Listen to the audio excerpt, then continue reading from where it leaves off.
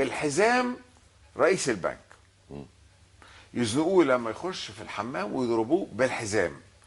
اذا كان هذا هو المبدا احنا بنقول لا ده مش المبدا، بس حضرتك اسمح لي معلش. اذا كان اكمل النقطه دي. احنا بنقول ان احنا بنشوف قمه المرتبات كام وقاع المرتبات كام ونخليها منطقيه وهنعملها، لكن مش معنى ذلك ان الناس تعملها النهارده. الناس النهارده دخلت تحرق الجهاز المركزي للمحاسبات بالورق بتاعه اللي فيه كل التفاصيل، لمجرد انهم عايز اقول ايه، صدقني مفيش مبررات غير انها ثوره عارمه. ده ممكن حد سياده الفريق داخل يحرق الجهاز المركزي للمحاسبات. ده مش ثوره، حد عامل مصايب كبير عايز يحرق. انا عايز اقول يا علاء ان احنا دلوقتي كناس مثقفين انا موافق، مسؤولين عن ان احنا يعني احنا مسؤولين عن نربط اوصال الدوله اللي بتتفك. انا موافق. انا عايز اقول بس حاجتين. الحماس المتدفق لحساب الثوره، بس الثوره عارفينها ابعادها معروفه.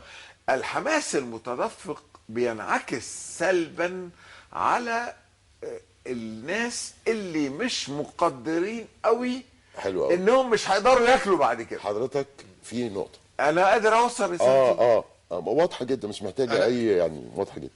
انا عايز اقول لحضرتك حاجه في نقطه. مطالب الثوره وهي واضحه ولم تتغير منذ اليوم الاول، هي واخد بالك. وانا اشكر طبعا القناه على هذا الحوار، بس برضو واشكرك على سعه صدرك. بس انا يوم الجمعه هنزل واتظاهر حتى نطالب بان حضرتك تستقيل. انا مش خايف من التظاهرات. ماشي انا بقول لك، وانا مش زعلان من المطالبه بخروجي واخرج بكره. انا مش نمره 2 في موضوع المظاهره حاجه، واخد بالك، والمطالب الفئويه بعضها او كثير منها له فعلا سبب وبعضها مدسوس زي ما الاستاذ حمدي قال. انت حضرتك هنا بتقول الاقتصاد لازم يشتغل. طيب انا بقول لحضرتك ان التظاهر كما تعلم في العالم كله هو حق من حقوق الانسان لا يعطل الحياه، واخد بالك. اللي حاصل دلوقتي تصور انه عطل الحياه. هقول لك انا بس حضرتك دلوقتي ازاي بتقول انه الامن ياخد وقته لغايه لما يرجع، وازاي بتقول عايز الاقتصاد يشتغل؟ طب ما هو لا يمكن الاقتصاد يشتغل غير لما الامن يرجع. لا يشتغل ازاي؟ لا يشتغل. يعني انا دلوقتي الاقتصاد يعني دلوقتي لما اخشوا ازاي يا فندم؟ عارف البورصه ما اشتغلتش ليه؟ انا ما اعرفش البورصه. عارف البورصه ما اشتغلتش ليه يا علاء؟ ايوه لان الناس راحوا من بالليل اتلموا حواليها عشان هيحرقوها اول ما تتفتح. مين ناس؟ مين المتظاهر اللي عايز يروح يحرق البورصه؟ واحد من انا شاركت. انا بقول لحضرتك مش هقولها لك مين الاول، انت سالت سؤال. مش هقول لك مين. كل من له فلوس جوه البورصه حاطط متخيل انه هيبقى له 10000 جنيه، هيبلغ بفتح البورصه انها بقت 3000 نتيجه الانهيار اللي حصل في البورصه، رايح يحرقها عشان ما تتفتحش على هذا الاساس. يبقى انت هنا بقى حضرتك يعني ما كانوش مجموعه من المتظاهرين ولا اي حاجه، ومجموعه من اصحاب شركات تداول الاوراق الماليه عندهم مصلحه في استمرار اغلاق البورصه. ما دي حاجه والامن ده من سلطات حضرتك. طيب نشوف رجل الاعمال الوحيد اللي ما بيننا. بالامكانيات المتوفره. الموضوع ده مش بالامكانيات المتوفره يا علاء. مشكله. اولا انا مش هنزل ميدان يوم الجمعه معاك، بس لا انا هنزل. بس خليك معايا بس اقول لك ليه بقى. انت انا شفتك ولا ما شفتكش؟ مش عارف بقى، خليك معايا. في مشكله اساسيه في مساله الميدان، هي ايه؟ ان الجماعه اللي بيضربوا والعمال والادارات اللي هي مش، انا بقول لك باحتكاكي بيها، كلها عباره عن لوي دراع وجشع وغير مبرره في الظروف اللي احنا الصعبه اللي احنا فيها دي دلوقتي. هم بيقولوا ما طول ما الناس في الميدان، ما طول ما احنا من حقنا نعمل كده، واخدين يعني سوري يعني مش مقصوده، مش بلوم اللي في الميدان، بس هم بيستمدوا حاله العصيان المدني اللي شغاله في مصر دي كلها من هذا الموقف. من تخيلهم ان الثوره شغاله. نمره 2 عايز اشرح لك موضوع البورصه ده. لازم نفتح البورصه، ما ينفعش ان كل واحد فاكر انه سهم لو فتحت هينزل ابو 10 جنيه 7 جنيه. هو لازم هو باقي ب 7 جنيه، ولو كملنا هيبقى بجنيه. بس بقى اشرح لك انا، دي شغلتي بقى. اذا استمرت الاوضاع دي هيبقى بجنيه. اللي احنا عايزين نشوف ميكانيزم، بس خليك معايا. عايزين نشوف ميكانيزم، وانا اقترحت ده من اول يوم في الثوره. قلت يا جماعه بس خايف اقول برضه هايد بارك تزعلوا مني زي ما زعلت من الدكتور. ان احنا بنقول بنقول مش ايه؟ غلط يعني اتفهم. هقول لك اتفهمت غلط خلاص. طبعا اتفهم انك بتستنى. يا ريس والله اديني فرصه بس عشان اديني فرصه. الناس في شهداء حضرتك في يا دكتور علاء في الهايد بارك دي ناس اتقتلت، واخد بال حضرتك في القناصه بتاع نظام مبارك.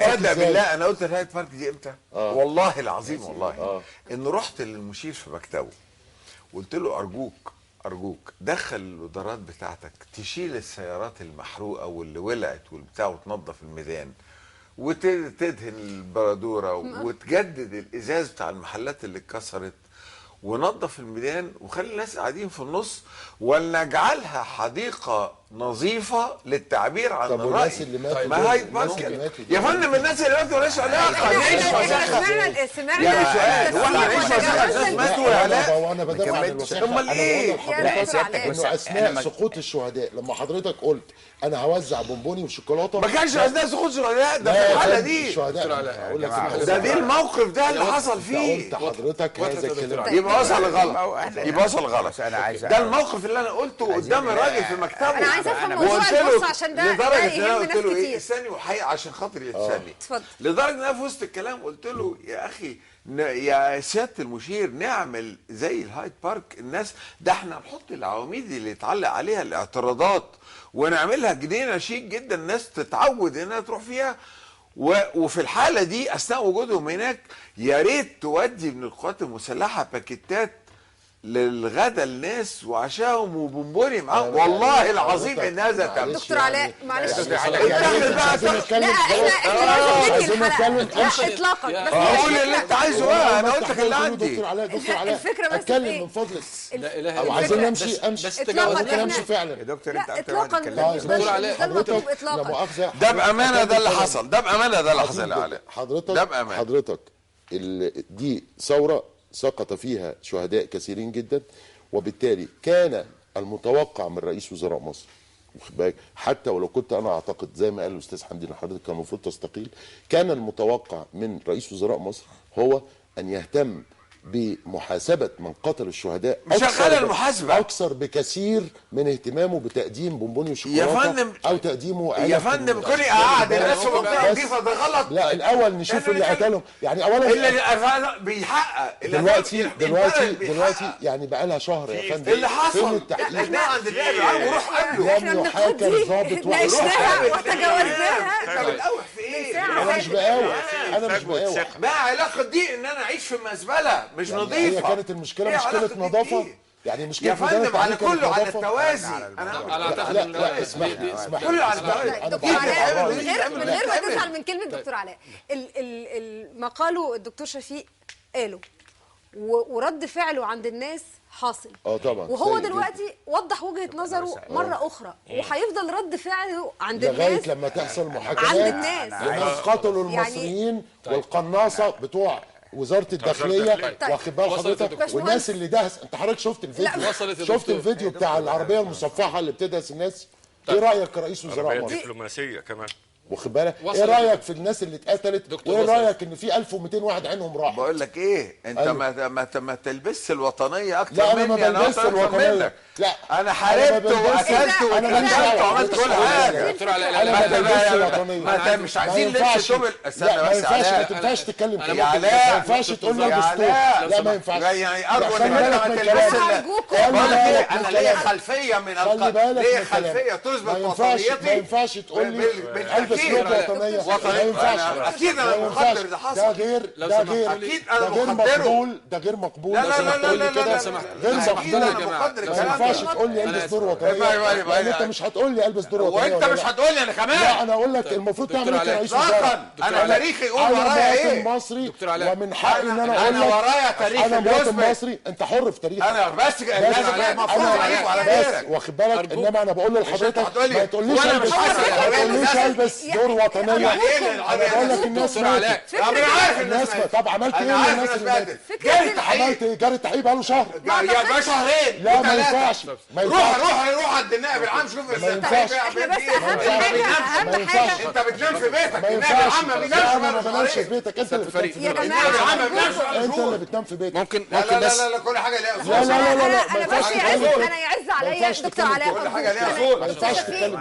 لا خلاص انا يعز عليا جدا يعني يعز عليا جدا ما ان ينفعش الجزء تتكلم. اوعى الاخير تنسى انا ورايا التاريخ قبل ما انت تتولد. بص لا لا لا لا لا المزايده على الوطنيه. لو سمحت يا دكتور علاء، ما ينفعش تقول لي البس هذا وطنيه، مرفوض. ده انت اللي مرفوض. يعني ايه يعني ايه كده ما انا عارف دكتور علاء، دكتور علاء يعني لو إيه؟ سمحت. هل ده معنى ده ذلك؟ مش بني هل ادم، ده يمنع؟ ده مش بني ادم. هو ماله البني ادم وماله لو ابنك اتداس بعربيه كنت هتقول كده؟ يا سيدي الفاضل واللي قاعد في لا لا الميدان ما لو تقولش إجراء. البس وطنيه. الحماس لا لا ازاي لا ده ده مش كده ولا حاجه. دكتور علاء، لا ده دكتور مش علاء، كده ولا يا حاجه دكتور خالص. شفيق انت اللي فاهم غلط. انت اللي فاهم غلط. كله كلام غلط. دكتور علاء. انت اللي كلامك لا غلط. دكتور علاء، ارجوك عشان خاطري استاذ فريق كان في سؤال ما أرجوك. جاوبتش عليه بتاع مندوبنا الدائم الامين العام لجامعه الدول العربيه. والله يا فندم انا الحقيقه ان رشح الاخ اسمه ايه استاذنا الفاضل مفيد شهاب، وقيل ان هو لسه الموضوع لم يتخذ قرار بشانه، وما اعرفش هل سيادتك راضي على هذا الترشيح؟ الحقيقه اللي اكثر منا حكما على الامر اصحاب الشان اللي هيستوعبوه في وسطهم. انا بسال سيادتك، هل سيادتك راضي عن هذا الترشيح؟ لا حضرتك ليه تسالني انا؟ ما تسالش سؤال. افرض انا مش راضي والاخوه العرب اللي هيحتووه في وسطهم بيعتقدوا ان هو مناسب ليهم،